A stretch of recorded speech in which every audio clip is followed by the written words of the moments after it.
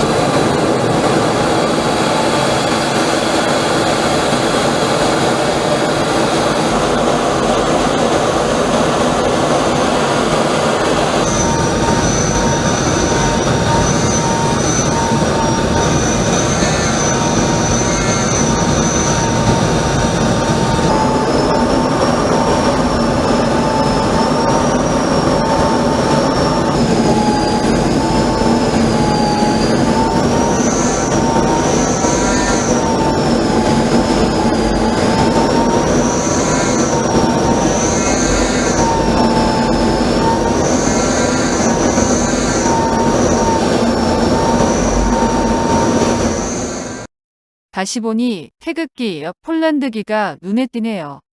이어서 한국과 폴란드의 방산 계약에 대한 외신 반응 살펴보도록 하겠습니다. 워낙에 거대 계약이고 향후 유럽 정세에 상당한 영향력을 행사할 계약이다 보니 외신에서도 관심 있게 지켜보고 있습니다. 먼저 CNN 보도 보도록 하겠습니다. 우크라이나에 무기 보낸 폴란드, 수백 대의 한국산 전차와 곡사포 구매한다. 폴란드가 한국으로부터 거의 1000대에 이르는 전차, 600문이 넘는 대포, 수십 기의 전투기를 구매하고 있다. 지난 화요일, 폴란드의 국방장관은 CNN을 통해 이는 러시아의 침공에 맞서는 우크라이나를 돕기 위해 기증한 무기들을 대체하려는 노력의 일부라고 발언했다. 폴란드 국방장관은 K2를 기반으로 한 전차 980대, K9 장갑차 초포 648문, FA-50 48기를 도입하는 내용의 계약이 수요일에 공식 발표될 것이라고 말했다.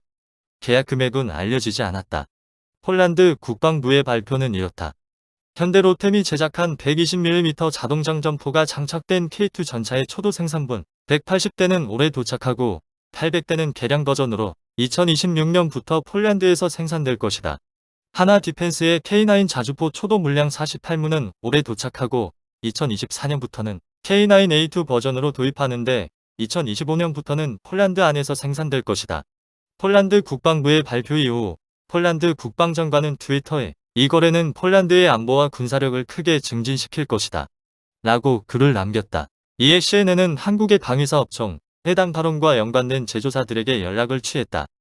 한국의 퇴역 장성인 전인범은 이번 폴란드와의 거래를 가리켜 단일 규모로 한국 역사상 최대 무기 수출이라면서 관련 무기들을 호평했다. K9은 세계 최고의 대포 중 하나로 아마 독일에 대항할 수 있는 유일한 존재일 겁니다. FA-50은 T-50의 전투기 개량 버전으로 T-50이 세계 최고의 훈련기가 되면서 명성을 얻었죠. K2 전차의 최신형 버전은 한국이 지금까지 보유한 전차들 중 최고입니다. 세간의 이목을 끄는 한국의 무기들. 서울 이화여자대학교 국제학과 부교수인 레이프 에릭 이즐리는 최근 수년간 대형 계약이 체결되면서 한국 방위산업에 불이 붙었고 현재도 국가 차원에서 무기 수출을 지원하고 있다고 발언했다. 우크라이나 전쟁은 지정학적 이해관계를 증폭시켰습니다. 나토 형국인 폴란드와의 수익성 높은 이번 거래는 한국이 국제적인 방위 요구에 대한 부담을 일부 지겠다는 의미로 예상됩니다. 미국과 다른 나토 국가들은 한국이 일부 경제적 손해를 입더라도 우크라이나에 대한 지원을 늘리고 대러 제재를 지속하기를 원합니다. 1999년에 나토에 가입한 이래로 폴란드는 핵심 회원국이 되어 미국으로부터 에이브람스 MBT와 F-35를 구입해왔다. 또한 이번 전쟁에서 우크라이나의 가장 큰 지원국으로 200대 이상의 전차와 자주포를 우크라이나에 지원했다. 긴급 소요. 서울에 방문한 폴란드 국방장관은 이번 우크라이나 전쟁이 폴란드의 긴급한 수요를 말해준다고 밝혔다.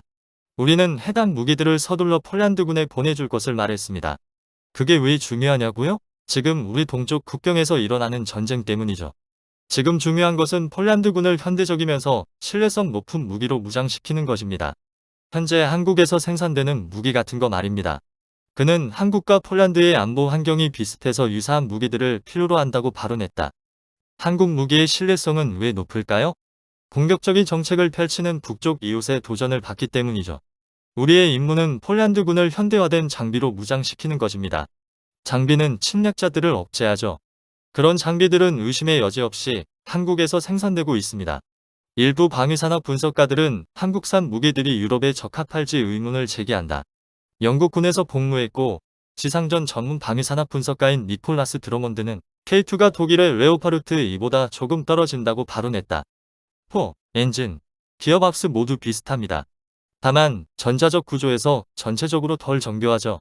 나쁜 전차는 아니고 최고도 아닙니다. 또한 그는 유럽에서 전쟁 시 아시아에서 만들어진 하드웨어는 공급망 문제를 일으킬 수 있다고 지적했다. 아시아 국가들이 한국에서 K2 전차를 사면 전시에 지원받기 쉬울 겁니다. 그러나 유럽 국가라면 긴급할 시 지원이 더 어려울 것입니다. 한국의 대지상 공격 전투기 FA-50 전투기는 한국의 항공우주산업이 미국의 거대 방위산업체인 로키드 마틴과 협력해서 개발한 초음속 경전투기이다. 공대지 공격과 일부 공대공 임무에 특화되었다. 2013년에 한국군에 공급된 전투기들은 사이드와인더 공대공 미사일, 매버릭 공대지 미사일, 30mm 기총으로 무장되었다. 정밀 유도 기능과 중력 투하탄도 사용 가능하다. FA-50은 전투용과 훈련용 버전으로 콜롬비아, 인도네시아, 이라크, 필리핀, 태국에 수출되었다. 그러나 폴란드가 48기를 구매하면 폴란드가 한국 다음 가는 운용국이 될 것이다.